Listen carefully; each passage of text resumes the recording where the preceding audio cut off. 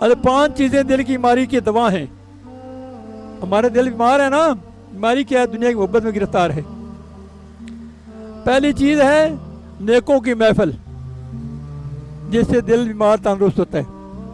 تلاوت قرآن مجید, خالی پیٹ رکھنا, درمیانہ کھانا, حسب ضرورت کھانا, قیام لیل یعنی نماز تہجد پڑھنا, باقاعدگی سے ادا کرنا, اور سحر کے وقت اپنے گناہوں اللہ تعالیٰ کی انعامات یاد کر کے آہیں بھرنا اور رونا.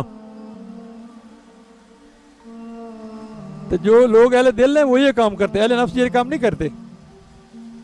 جو اہل دل ہیں وہ یہ کام کرتے ہیں, شوق سے کرتے ہیں, ان کو توفیق بھی ہو جاتی ہے, اللہ فرشتے مقرر کر ان کی مدد بھی کرتے ہیں. ہاں, اور جو اہل نفس ہیں دنیا دار, ان کو توفیق نہیں ہوتی, ان کو ساتھ نہیں کرتے نا, غافل ہیں, جاگنا نہیں چاہتے نا. بل اللہ تو دینے کے لیے تیار ہے.